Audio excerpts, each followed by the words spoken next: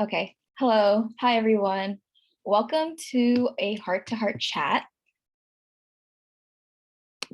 Welcome to a heart-to-heart chat, a presentation about the prevalence of heart disease within the South Asian community. My name is Sohana Pai. I am a medical student. I'm in my second year at the University of Missouri, Kansas City School of Medicine, and I am also a member of APAMSA South Asian Diversity Committee.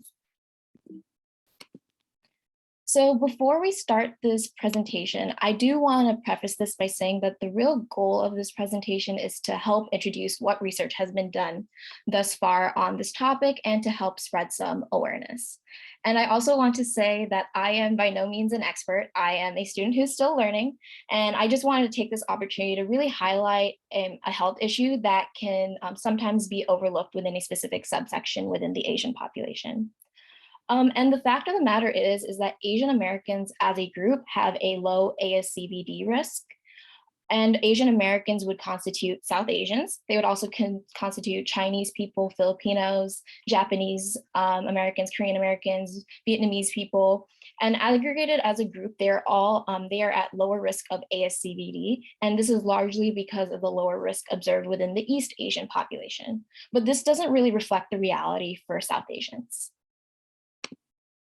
So just some background information before we go into the details on what research has been done. South Asia is not only made up of India and Pakistan, it's also made up of countries such as Bangladesh, Bhutan, Nepal, and Sri Lanka.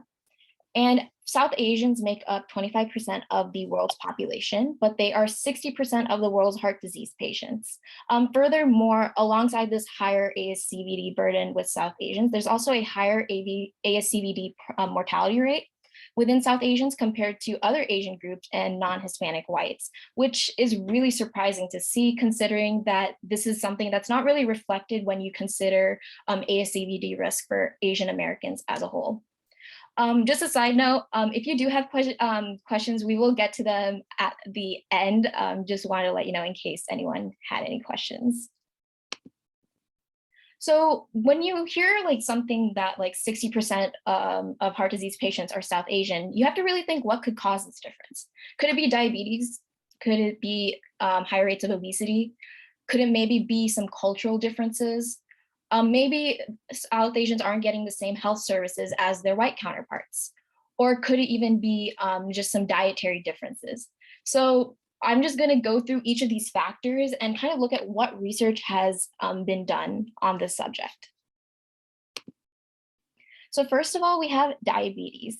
So diabetes, you may know, is type 2 diabetes is a risk factor and predictor for ASCVD.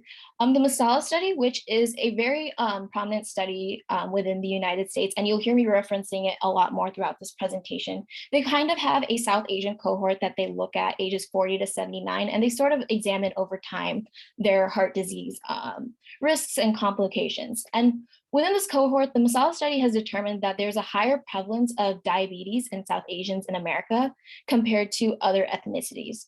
Furthermore, the beta cells within South Asians were found to be susceptible to glucose intolerance as well as dysglycemia. Another study done by another organization looked at young adults who are South Asian, and they found that these young adults have elevated plasma insulin levels compared to their European counterparts, as well as lower IGF-BP1, which is insulin growth factor binding protein. One thing that is important to note about this other study is that it's not really the American population. I believe the study was actually done in Europe. So it's not reflective of the American population, but we will kind of delve into like why there's sort of like studies from all over the world instead of just the US. Obesity is another factor that is a predictor for heart disease. So the World Health Organization and the ADA also recommend lowering the BMI cutoff points for defining overweight status and obesity within South Asians. And they feel that this will help with identifying cardiometabolic risk within these populations. And since we have just learned that there's higher rates of insulin resistance within the South Asian population, this higher rate of insulin resistance is definitely impacted by the rates of obesity within the population. The Masala study, again, found that there is a lower BMI in South Asians compared to other minority groups, except for Chinese Americans, but they have higher levels of intermuscular fat and hepatic fat compared to non-Hispanic whites and Chinese Americans. And another important note about the BMI scale is that while BMI does account for weight, it doesn't really account for how that fat is distributed. And central adiposity is something that does affect the South Asian population specifically. The next factor we're going to talk about is culture. So culture it's not that I'm talking about just South Asian culture specifically, but it's actually the phenomenon of acculturation that occurs when immigrants move to another country. So acculturation is the adoption of customs, beliefs, principles, and actions of one cultural group by members of a different cultural group. And this was specifically highlighted again in the Masala study. And they specifically looked at integration, separation, and assimilation, which are methods of acculturation. With integration, people to keep their heritage, but they also adopt some of the beliefs of the new culture. With separation, people reject the new culture, but only keep their heritage. And assimilation is when someone rejects their heritage, but adopts aspects of the new culture. And there's really limited studies to see how this impacts South Asians and their cardiovascular disease outcomes. But with other migrant groups, this has been studied, and it's been determined that there are poor health behaviors and higher rates of hypertension, diabetes, obesity, and cardiovascular disease within these groups. The Masala study also makes an important note that those living in the US for long periods of time had more westernized diets. So this means increased fat consumption, increased alcohol and red meat consumption, and which also contributes to heart disease rates within the South Asian population.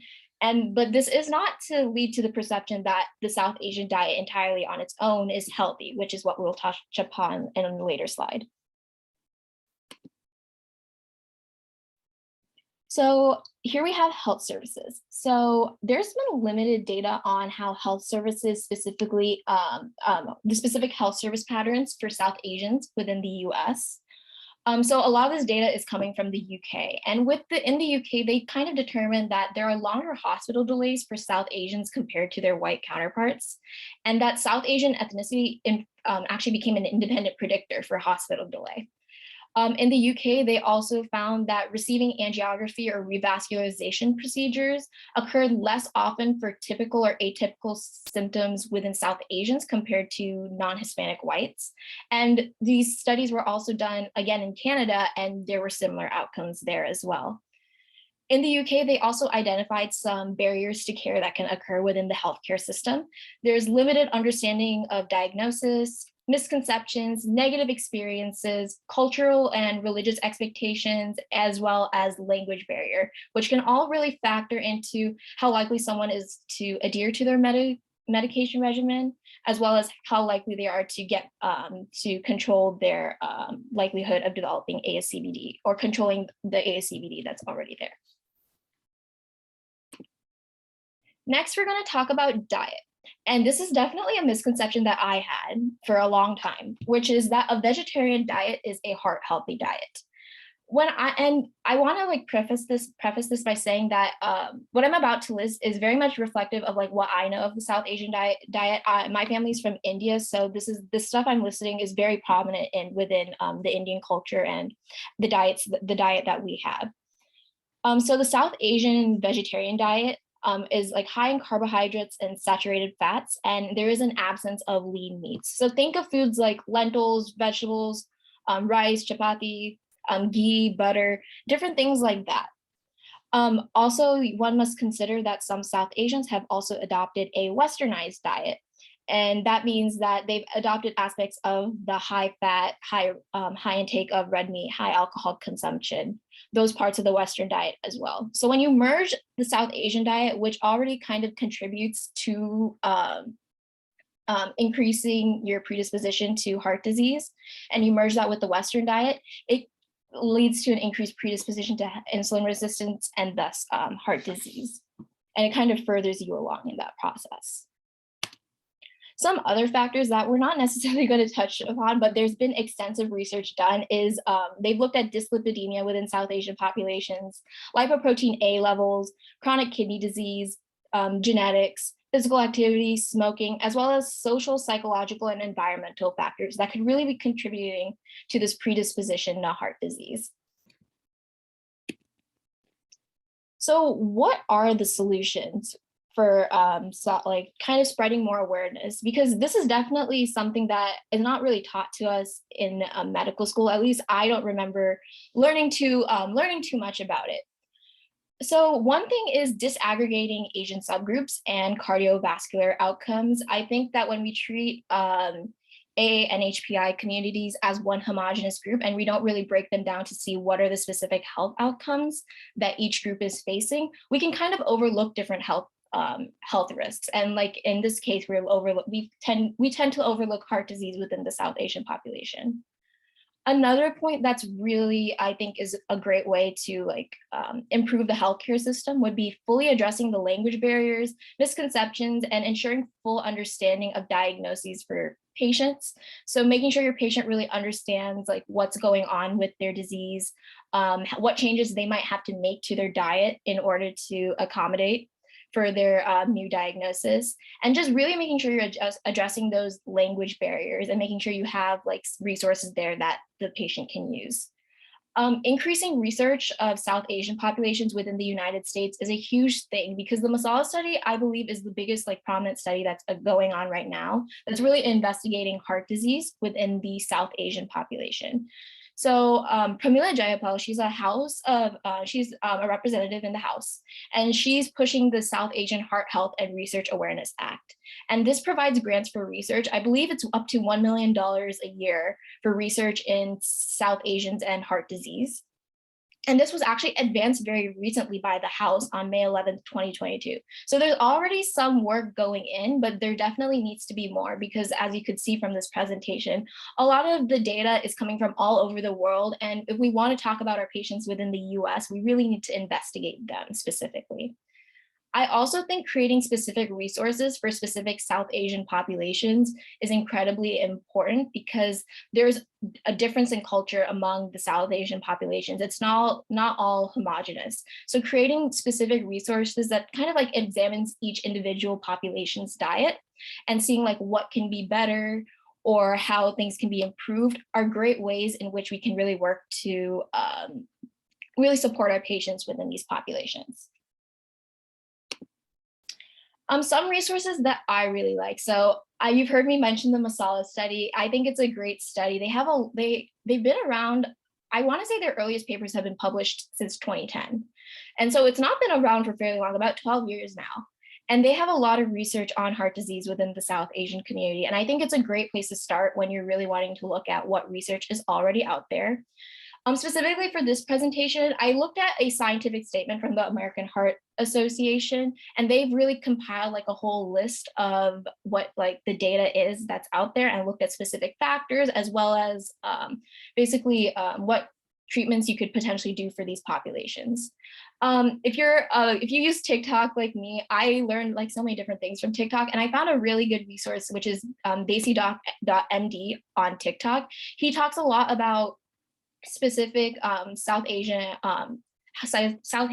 health things in the community, and I think it's a really great place to start if you're like just wanting to like learn some more things. This is actually all from the Masala Studies website. So there's Little Tank Fitness. She actually does workouts and fully in Punjabi, which I think is a great resource for our Punjabi patient population. And there's also a link to an article about, There's also a link to an article about a healthy South Asian diet, which kind of talks about how people can modify their diets. I also thought this site was really cool, which is the vegetarian keto recipes. It's also linked on the Masala Studies website. And they talk about just how to make certain like common dishes more healthy. So I thought that was also a really good resource. And these are my references for this. Any questions?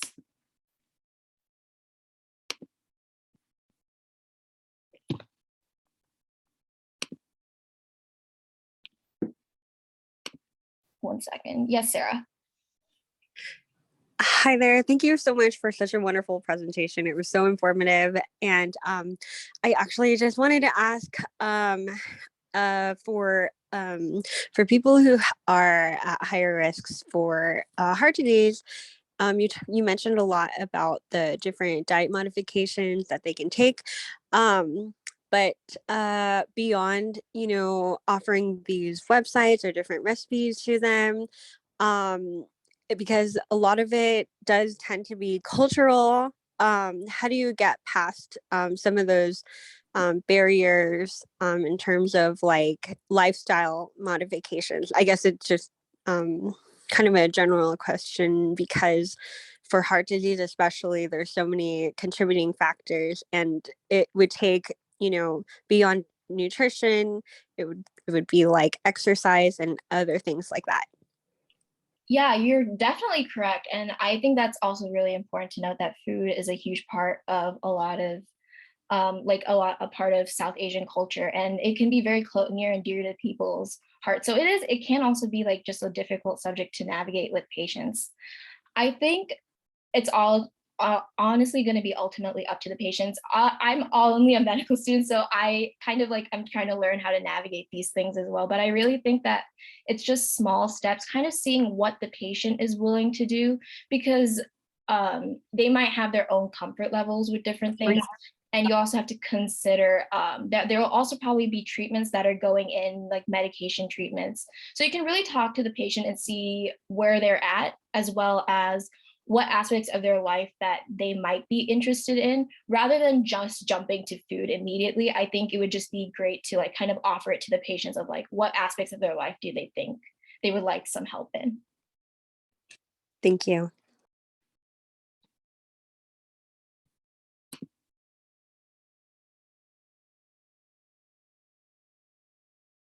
Any other questions?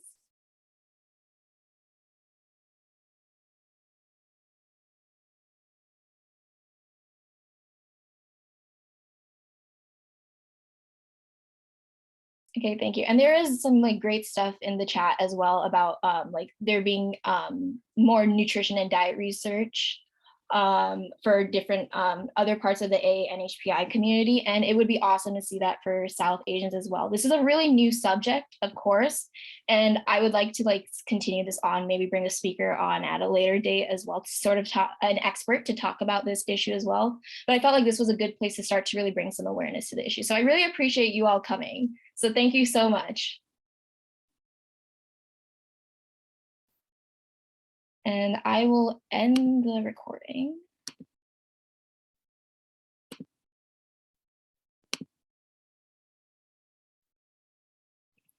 Okay, thank you guys. Thanks, Sohana. Thank you.